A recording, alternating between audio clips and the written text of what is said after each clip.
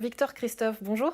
Bonjour. Vous étiez présent lors de ces assises cantonales pour le climat, notamment avec votre association. Quel bilan vous en faites personnellement de cette expérience et de ces assises? C'était une journée très intéressante, divisée en deux parties. Une première partie le matin avec des présentations d'acteurs de renom du domaine. Et puis l'après-midi, des ateliers thématiques. Très concluant dans le sens où tous les acteurs étaient inclus, que ce soit des académiques, des acteurs politiques, industriels ou la société civile. Et puis nous, en tant que jeunes, un petit regret peut-être, c'est évidemment, et ça c'est toujours le problème, que la société civile n'est pas assez inclue, et en particulier les jeunes. Et justement, c'est elle qu'il faut toucher, vous nous direz tout à l'heure pourquoi. Bon, dites-nous déjà, on parle d'urgence. Pourquoi est-ce qu'il est aujourd'hui urgent de réagir?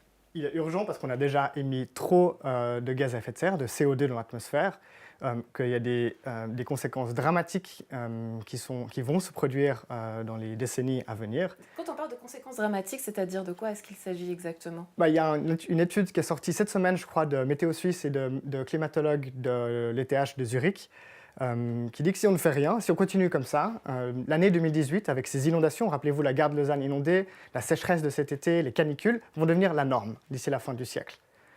Et puis, dans le monde, c'est des conséquences encore plus dramatiques. C'est une menace sur notre sécurité alimentaire, sur notre sécurité en général, sur l'économie, sur notre rapport en eau potable, évidemment la montée des eaux et les sécheresses qui vont générer des déplacements de population qui sont générateurs de conflits. On parle de centaines de millions de déplacés climatiques d'ici 2050 ou à partir de 2050. J'aimerais comprendre pourquoi, selon vous, dans ce contexte-là, dans ce contexte d'urgence, il est quand même important de passer par ces assises et des discussions. Est-ce que c'est essentiel finalement, ces discussions? C'est essentiel dans le sens où, regardez ce qui se passe au niveau de la Confédération à Berne. On vote la semaine prochaine ou dans quelques semaines sur la révision de la loi sur le CO2. Cette révision de la loi sur le CO2, elle est totalement incompatible avec non seulement les accords de Paris, mais avec la réalité scientifique. C'est-à-dire que vous faites confiance aux politiques? Je fais confiance clairement, je fais confiance aux politiques qui soient ambitieuses, des politiques qui doivent être ambitieuses. Mais cette révision de la loi sur le CO2 n'est pas du tout suffisamment ambitieuse, et c'est clairement un rôle que peuvent reprendre les cantons, les communes et les villes, de pousser ces ambitions et de mettre à un niveau local en place des plans climat comme celui proposé par Madame de Quatreau. Travailler justement à l'échelon local, quelles actions concrètes est-ce qu'on peut imaginer par exemple pour le district de Nyon? Parce que vous en avez, je crois, avec votre association. Oui, alors disons, en Suisse, les émissions de CO2 sont principalement causées par les bâtiments et par les transports. Donc, encourager une mobilité douce, une mobilité commune, électrifiée, c'est clairement quelque chose à réaliser. Au niveau des bâtiments, en Suisse, on se chauffe principalement au mazout, ce qui ne va pas du tout. Donc on pourrait imaginer interdire les chauffages au mazout dans les nouvelles constructions et dans les rénovations. Et puis évidemment, utiliser par exemple la voie des communes au niveau du canton pour pousser les cantons à agir de manière plus ambitieuse. L'un des facteurs qui explique également cette croissance de CO2, c'est l'accroissement de la population mondiale, je crois. Dites-moi si je dis des bêtises. Entre autres. Voilà. Donc là, voilà, face par exemple à une Nyon, ville qui grandit de plus en plus, qu'est-ce qu'on fait? On ne peut pas dire aux gens, partez ou les éliminer tout simplement. Donc, non, en effet, vous avez raison, on ne peut pas dire ça, à moins qu'on soit dans un régime autoritaire, ce qui n'est pas le cas ici. Donc c'est en effet peut-être une partie du problème, c'est en effet la surpopulation. Si on avait moins de personnes, évidemment qu'on pourrait émettre beaucoup plus.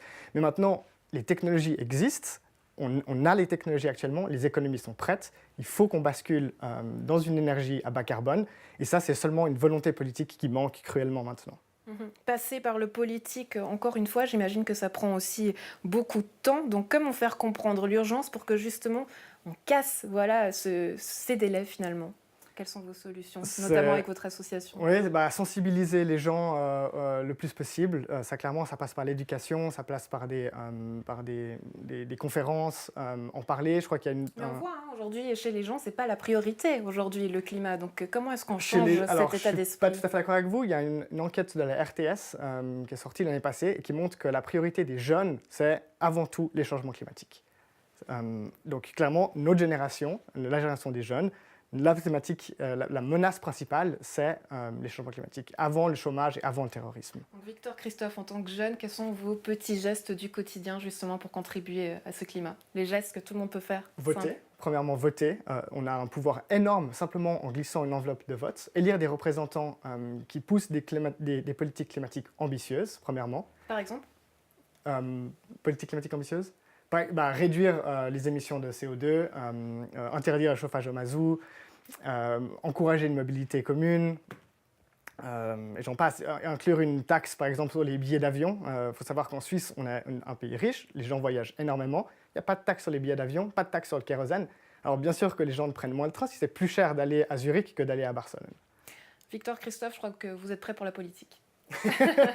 En tout cas, merci pour ces précisions et bonne suite à vous. Merci.